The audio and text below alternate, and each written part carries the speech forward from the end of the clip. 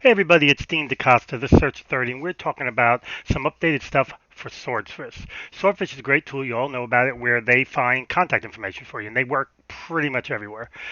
So what we're going to do is we're going to look at some of the new stuff. So one of the things that have happened within the deep search is that they've added a whole bunch of permutations here, MPI, email, whatever.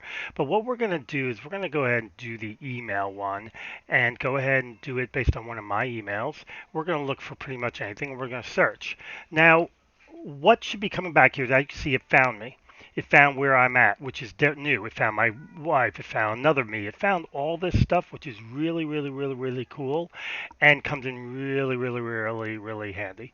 So I can add to a list. I can do what I want. So there's that. So that's good. The other thing that we've added here, and let me get into the enrichment list section.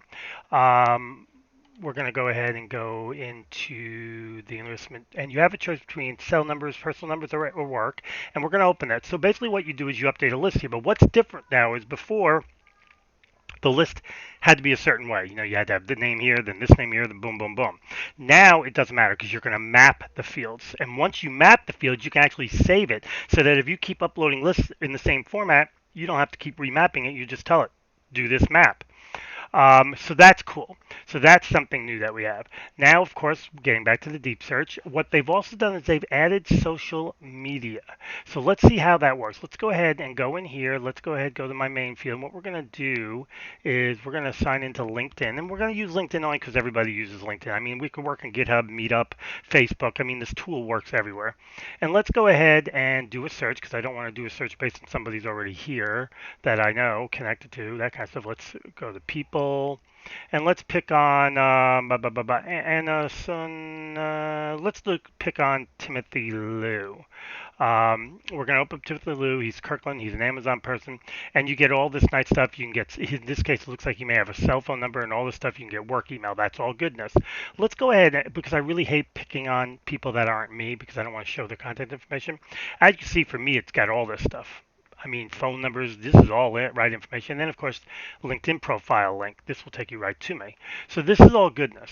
You can go based on name and company, name and location. This is something I find interesting because now that means you don't really need to know people necessarily. So let's do this. Let's put me, I'm two. Now, sometimes you have to do more than two, but we'll just go with this. And let's just see what it has when we're looking at just Dean DaCosta. Let's search. Give it a second. I mean, and here we have a whole bunch of this is Dean Networker, which is actually me. This is Dean DaCosta, which is not me because I'm not in Massachusetts. Boom, boom, boom, boom. As you can see, it did a pretty damn good job, especially when you consider the very first person's me. So let's go back and let's go back to it and let's add another one. Let's do this one, the dress. Actually, no, let's not. Let's do a reverse search based on phone number. So now we have the capability to do it based on phone number. So we're going to go ahead and search based on my cell phone.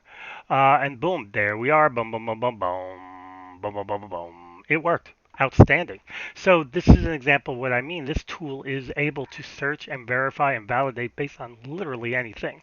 You also have the MPI for those looking for doctors, and more coming all the time. And this is an actual social source. Now, what I like about this is here you can put a link in. Here you can just put a username. So let's go ahead and put this name in. We're going to go ahead and everything and see what we get. Let's see if we can do it without the at Twitter and telling it where to search. Let's search. That's what I thought. It has to have the at so it knows where it's looking for me. So let's search. And look at that. Based on my Twitter handle, it found this, and let's see. This is correct, this is correct, this is correct.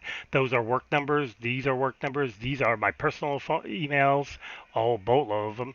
I mean, then it has other socials besides just Twitter. It also shows my LinkedIn and my Facebook.